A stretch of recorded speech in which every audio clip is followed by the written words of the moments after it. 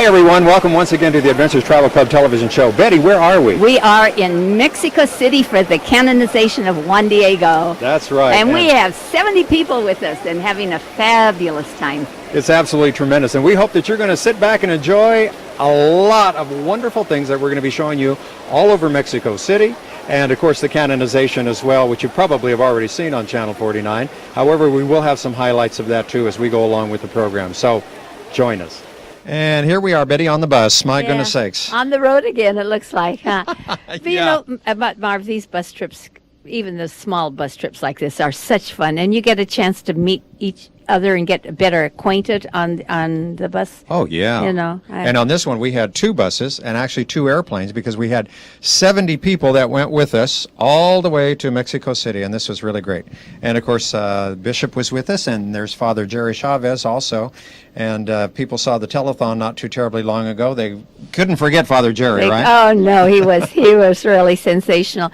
And it's lovely when you have the priests along, and of course Father Tim Gallimore was quite instrumental in helping us move it as smoothly as it went. And we do thank you, Father, for all the work you did on it. What you're looking at right now is the Aztec Stadium, and if you can remember, the Olympics one year were held here. Do you remember what year that was, Betty? No, I don't. I'm not very good at dates. Back in the 50s, as I recall. Okay. Anyway, we have arrived. We've gone to the southern part of Mexico City. Actually, we're in one of the suburbs called Tlalpan, and we're getting off the bus, as we can see right here. It's a long step down there. You know, we weren't that bad off as it looks like getting down from the steps. Actually, and there were some very nice buses. Yeah. You know, and this one bus, I turned around and I looked there, and they had a kitchen in the back of it. I saw that. You know what was back there too? There were all kinds of drinks. Oh, really? I mean sodas. Yeah. Sodas.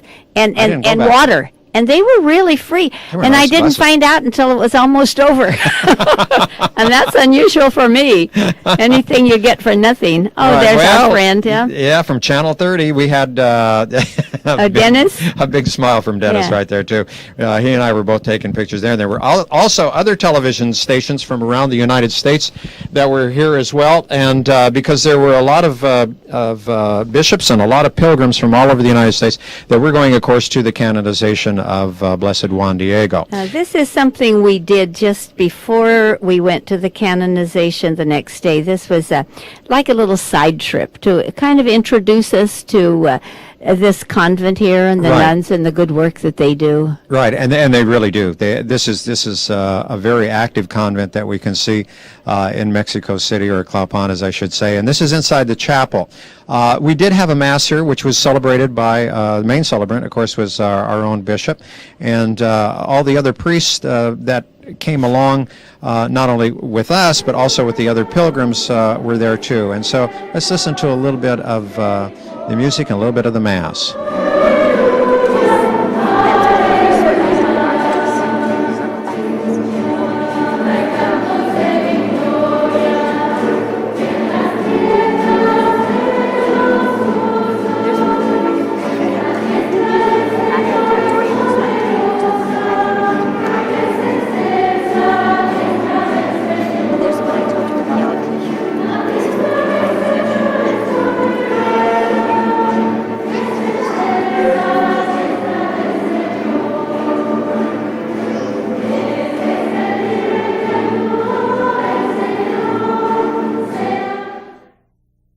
Well, we can see the Mass was very, very beautiful that we celebrated here, and of course this was one of the first days. This was also one of the nuns who was explaining about the convent. Unfortunately, her little microphone wasn't working too terribly well, and I was too far away from her, so I couldn't get that on videotape, and I apologize for that. But she was speaking in Spanish, and then one of the priests that were with the pilgrimage would then translate into English. We had a lot of Spanish-speaking people, and then we had some that didn't understand Spanish, so we did have to have things, when we got into a situation like this, translated. We became bilingual. Right, very much so. Bilingual service. But she's darling. Look at how young. She's very young. She was. And, you know, and I was very impressed because we visited the monastery after the Mass, and it's a big place. Oh, it's big. But see, it's a business too, Father. I'm so Father used to being with fathers. Oh, my goodness. Anyway, There's Father Tim. And he gave. Did he give the homily or did a reading? I kind of forget. Did the readings, he did the readings. He read the gospel. Yeah, right. Yeah. And it was wonderful. It was a great celebration that day, and it was a good way to start our pilgrimage to Mexico. And a great day. I mean, yes. Physically, it was beautiful. And I was so thinking, oh my gosh, we're going to have all these people. It's going to be so hot. It's going to be so crowded. Blah blah blah blah. You know, all the negatives, and nothing but positives ensued. It was wonderful. Just positive. It was a great day. And you can probably hear under us a little bit Father Tim as he's getting. We don't mean to speak over the gospel, but again, it was a little difficult to get the audio because we weren't hooked into their system, unfortunately. So, but we did want you to enjoy this with us because it was very, very special, and this is one way, of course, that we can share it with everyone. And of course, we see Bishop here at the consecration of the bread and also the wine, and then giving communion too. It was beautiful. We had, as we mentioned, 70 people, and you can recognize some of them there that were with us. And Carmelita. It's fun for me to, as they come through and there's that one, and there's so and so. It really is, and I imagine they feel excited too when they see it on television. It's always fun for us because we can relive it. That we did take the videotape and we can relive the excitement of it. And this was a pilgrimage. This is not one of our usual travel shows, but this was very, very special to us. Now, this is one of two of the courtyards, and there may have been more than this. I'm not quite sure that were part of the convent here, and you can see the grounds are really kept up very nice, and there are never did find out how many nuns were there. I don't know either, but they ran the gamut from very young to very old, which you find in so many convents and monasteries today.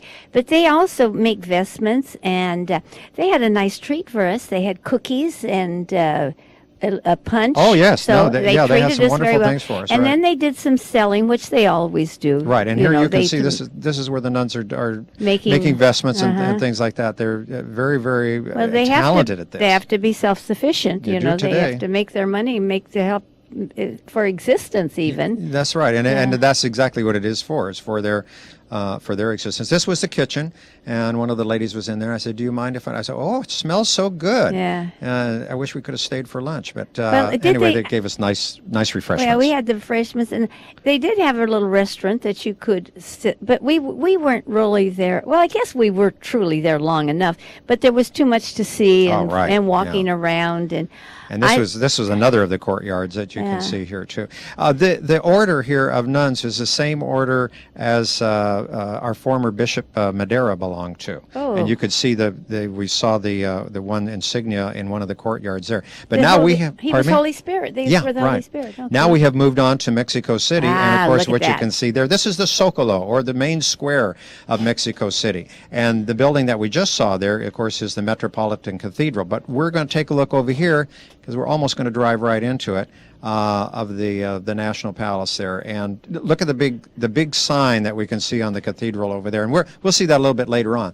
But now we're getting up. Betty, you did that very well. You got off the bus fine. Oh, I did. Well, I get off to lead the way. To lead the way, right? Usually I stay behind, but I wasn't exactly sure just what area we were going, so I kind of go out first and look the situation over. Right. Yeah. Well, this, of course, the buildings that surround the Zócalo here are. Date way back in time. Of course, this main square where we're on right now, this dates way back to almost the civilization 20,000 years ago that they said that the civilization was here. Long before and the people who know the history of Mexico know that, of course, this was built on a lake bed, and the Aztecs built there. But some of the things that we wanted to see here were these wonderful paintings that we can see of Diego Rivera. And Diego Rivera, of course, was a very controversial figure. He was a communist, and he didn't have too terribly much love, I don't think, for the church as such, being a communist. And there are some of the paintings up here that I would take maybe exception to, but but anyway, his work is beautiful. I don't care for it. You didn't care for his No, work? I don't like it. But that's my personal opinion. Well, no, he sees I don't, the style that he this- can see. Now look here. We were talking about the lake bed right here. You can see with his Where- paintings there. Well, and the Sokolos would be up there in the right-hand corner. where all that water was, a Yeah, lot of it, right. because that was a lot of fill. That's land that's been filled in. Oh yes, it all has Yes, been, and of course uh-huh. that's why it's sinking. Uh-huh. And anyway, Bishop was doing some interviews, as you were, for some of the other television stations, mainly Channel 30 and Channel 30. 24 were also with us in Mexico. It sounds like this is Graciela Moreno, and Mm-hmm. they did, thank Channel 30, they did give a wonderful 30-minute presentation. Right, after we came back. Yeah, after we came back, and we're most grateful to them We're for coming along with us. Excuse me. Yes, I'm sorry. I was going to say we're standing outside now of the Metropolitan Cathedral, and they had this huge, great big sign for the canonization there. And also in the Sokola, there was a great big, I want to say outdoor like television screen, so that people that gathered there could watch the things that were going on. And this is a sign, of course, as we're going into the cathedral itself. This building is absolutely marvelous. Now, yeah. they always have to work on it because this was built, as we say, on a lake bed, and it used to be the steps you used to walk up to the cathedral. Now you walk down to into the cathedral. I saw where there was a 5-foot differential between one section and another section of another building there. So you see what's happening. They have gone underneath to shore up part of the cathedral, along with other buildings in Mexico City as well, because of that problem of it sinking. But and they have to sometimes repair the walls and sometimes repair the ceilings. And I haven't been here for a number of years, but I was very impressed. Now the cathedral, I think, just looks absolutely beautiful. And of course, the Pope had visited the cathedral once before on one of his other trips to Mexico, and this sign that we see right there commemorated that particular visit. The one thing that the cathedral is very famous for, too, Marv, is its organs. Oh, yeah, yes. They call them the golden galleries of the organs. You know, I was wondering if there's more than one organ there, because I was wandering around. Organs. Organs. There are more than one. yes, there Okay. are more than one.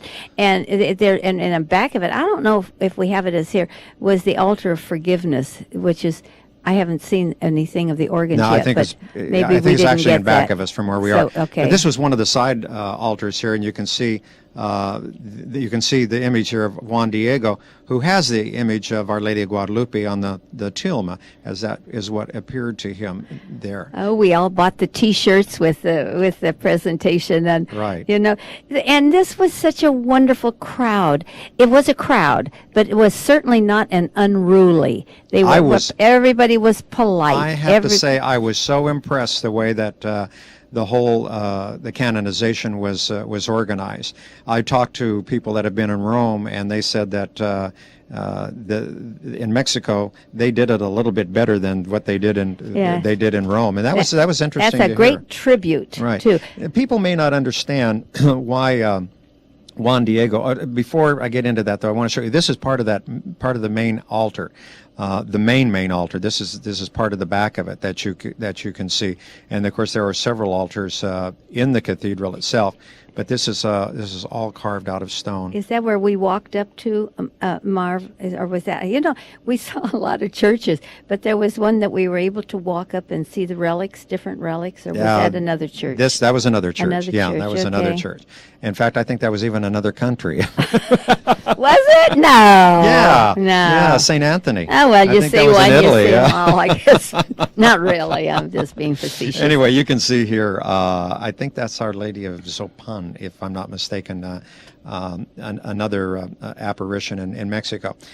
What we wanted to talk a little bit about, and you'll hear more about it, is Juan Diego, of course, was a gentleman that had converted to Christianity, and the Blessed Virgin had appeared to him, and he had gone to the bishop of Mexico at the time and said, "The lady appeared to me and wants you to build a church." And the bishop going, "I beg your pardon." Are you all right? Yeah, right.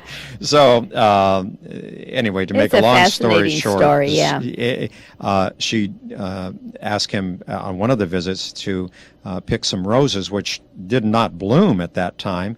And he did that, and he put that in his tilma, or the cloth that he wore.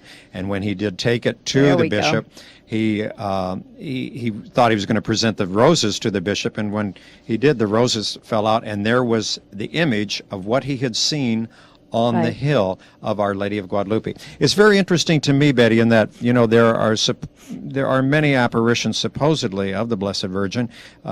We know in Fatima in Portugal, and also in Lourdes in France. But this was the only place that she appeared and she left something tangible of herself, and that was the tilma. As we get into the program, not this particular one, but another one later on, there's some very interesting things about that tilma that we will be talking about. But right now we're still touring Mexico City, and here we have gotten into one of the places that, of course, has a lot of things for sale, and this, I think, was right next to it was in our hotel. That's one of the shops there. We stayed in the Zona Rosa, or the red zone. Oh, we had a great hotel. Beautiful great place. Location. Yeah. Really was great. And some gorgeous things to sell. This is a statue that is very famous in Mexico City, the statue of the angel, and this is on the Paseo de la Reforma, or what we would say the main drag of the city, and this was very close to our hotel. We were very fortunate also in that the weather was so nice, because Mexico City can become very, very smoggy at times. I was disappointed, though, Betty. You see the new buildings that we see there? We're going to listen to our guide here in just a moment. But they've torn down a lot of the old colonial places, and they put up these buildings. But let's listen to our guide for a little bit. The Spaniards have some advantages, like using the horses. Horses had never seen here before, and also powerful weapons. Because the Aztecs had different kind of weapons, but most of them were made out of obsidian, which is volcanic rock. So, besides when the Spaniards arrived, they arrived exactly at the right time, because where the Aztecs were expecting, according to their calendars, that particular time, and also the route that the Spaniards followed from the southeast to Veracruz and then into Mexico City. This route was the route that in the religious books of the Aztecs, that they have talked about a god that it was predicted to arrive at a certain time and change the culture, the religion, and the traditions, and everything about the Aztec culture. And of course, here's what we mentioned before: is that this is a figure of Juan Diego, and this is Now we have gone to another place, and this is so interesting because she appeared to Juan Diego several times, but this is a place of the fifth apparition. Juan Diego's uncle was very, very deathly ill, and he had wanted to go to the doctor, and so what had happened was she appeared to him, and she said, "Juan Diego," she says, "your uncle is cured, he's well." And this was the spot where his uncle lived, and this is where this church is built here. And so we came this day so that we could celebrate Mass at this very spot where Juan Diego's uncle lived, and where the Virgin appeared to him. Now, most of us know that the Virgin appeared on the hill outside of Mexico City. The original appearance of her, yeah. But this was the site of the fifth apparition, when she appeared also to his uncle, and then his uncle was miraculously cured. So again, Bishop Steinbach was the main celebrant here. I think it's good to reiterate here too that this is not like most of our tours. No, this is strictly this was a pilgrimage, right? Yes. And this was wonderful. There was a Franciscan, I believe it was a Franciscan brother, that is stationed here. He's from the United States originally, and Bishop turned the microphone over to him for a little bit so that he could explain again about the apparition that happened here at this very, very spot. But again, it was difficult because this is the brother right there, and it was difficult because we couldn't hear him too well. They had little tiny speakers there, and there was no way that I could really get but the... he was good, and yeah, we all benefited from it. was He's great. so aesthetic looking, isn't he? Like Right. like he's been fasting all his life, you know. But this was It was it kind great. of pulled at your heart, you know. It must have been especially poignant for the Mexican people, because she chose them specially to make her appearance here for them. And she did. And then, the thing is that millions of people were converted to Christianity after the apparition. So that was the thing that was so very, very important for all of the Americas. Now, I like that statue. To me, that was more in keeping. You know, when you travel, you're not white. Your clothes don't stay white and stuff. And I kind of like the reality of the way what fun we are now. Okay, we've come out to the pyramids, and let's listen to this guy. He was really fun. And I'm going to explain you now here something very important about the process of this cactus, okay? This plant is very important in the history of this country because the Aztecs discovered from this part, this is the central part, the heart of the cactus. They discovered from one of those leaves the first paper for write, soap for wash, and the first needle and threaded ready to sew. From the heart of the plant, from the use of these other leaves, they discovered the first drink from this country. We call it pulque, not tequila, pulque. The name of this cactus here in Mexico is maguey, and botanical name agave. When this cactus has 8 years is ready to produce. To cut the heart of the plant. After to cut the heart, with this special spoon, scrape all the hole inside. After to scrape the hole, all the leaves in the center produce a liquid, produce a juice. That juice is very sweet. We call it aguamiel, means honey water or honey water. The liquid from the cactus we suck it out and we put in big barrels, so good for fermentation. In 24 hours ferment. Change the color in white color, similar like milk, and then becomes in pulque. Remember, pulque is the first drink from this country. Pulque is Aztec medicine because pulque contains 99% of proteins, good for diabetes and good for gastritis.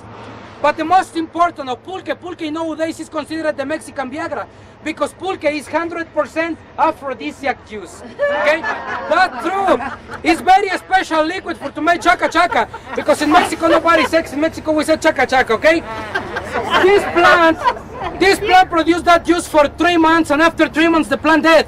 When the plant is dead, we cut all the leaves, and from all the leaves we suck it out. The fiber from the maguey is that. This is fiber cactus. Something like this. In our language, we call it istle from maguey. With those fibers to make here in ancient looms, blankets, serapes, ponchos, dresses, all with fiber from the maguey. But first, to paint it with something like this, with vegetable dyes, vegetable colors. This is geranium. Do you know geranium? Yes, sir. Me too. Let me show you how to paint that with vegetable colors. You can see. Only necessary to say something very important. Abracadabra, patas de cabra. You can see.